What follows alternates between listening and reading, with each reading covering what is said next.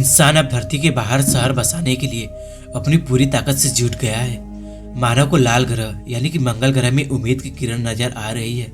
America, चीन, Europe के अंतरिक्ष यान एलियंस जीवन की तलाश में मंगल ग्रह तक पहुंच गए हैं। अब इंसानों को मंगल ग्रह तक भेजने की तैयारी हो रही है। मंगल ग्रह के इस सफर में इंसानों को 7 महीने लग जाएंगे।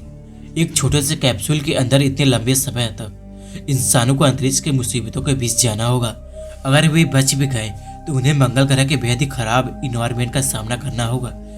वैज्ञानिकों के मुताबिक इंसान ने 60 साल पहले जब रॉकेट के जरिए अंतरिक्ष में सफर शुरू किया, तब से अब तक 21 यात्रियों की जान जा चुकी है। आज हम मंगल ग्रह पर एक ऐसे कल्पना के परे जाने वाले हैं और जानेंगे कि मंगल ग्रह के सफर पर एस्ट्रोनॉमर्स के साथ क्या क्या होने वाला है। अब मंगल ग्रह के लंबे सफर में और ज्यादा अंतरिक्ष यात्रियों के मरने की आशंका है। इस लंबे सफर में अगर कोई अंतरिक्ष यात्री मर भी गया तो क्या होगा? क्या उसके साथी अंतरिक्ष यात्री खास जाएंगे? आइए जानते हैं इस वीडियो में हम। तो गाइस, देर किस बात की, आइए शुरू करते हैं। मंगल ग्रह के सतह पर अगर कोई एस्ट्रोनॉमर्स के हादसे में मौत हो जाती है तो उसके शव को पृथ्वी पर वापस लाने के लिए कई महीने या कई साल लग सकते हैं। वैज्ञानिकों का कहना है कि अगर अंतरिक्ष में किसी यात्री की मौत हो गई तो उसके शव को नष्ट करने के लिए कई तरीके अपनाए जा सकते हैं। इसके तहत शव को अनंत अंतरिक्ष में छोड़ देना या मंगल ग्रह पर दफन करना शामिल है। हालांकि वे कहते हैं कि सतह को खराब होने से बचाने के लिए शव को पहले मंगल ग्रह पर जलाना होगा। हालांकि वे अभी भी कहते हैं कि अंतरिक्ष में सबसे खराब स्थिति में जब खाना खत्म हो गया तो वो अंतरिक्ष में खुद को जिंदा रखने के लिए वे केवल एक ही चीज खाने के योग्य बची रहेगी, वह है अपने दोस्त का शव। वैज्ञानिकों का कहना है कि अगर किसी की मंगल ग्रह के 17 करोड़ मील के रास्ते में मौत हो जाती है तो शव को तब तक उसे कोल्ड स्टोरेज या फ्रीजर में रखा जा सकता है जब तक कि अंतरिक्ष यान उतर नहीं जाता है। लाल ग्रह पर शहर बसाने का सपना देखने वाली स्पेसएक्स कंपनी के सीईओ एलन मस्क ने कहा था, अगर आप मंगल ग्रह पर जाना चाहते हैं तो मरने के लिए तैयार रहो। अमेरिकी स्पेस एजेंसी नासा ने अभी तक अंतरिक्ष में हुई मौत के लिए कोई प्रोटोकॉल नहीं बनाया है, लेकिन वैज्ञानिकों के मुताबिक इसे कोल्ड स्टोरेज में रखा जा सकता है। अंतरिक्ष में किसी वस्तु को फ्रीजर करना पृथ्वी की तुलना में बेहद ही अलग तरीके से होगा। इसमें शव को एक कैप्सूल के अंदर रखा जाएगा जहां अंतरिक्ष में यह बर्फ में ढक जाएगा।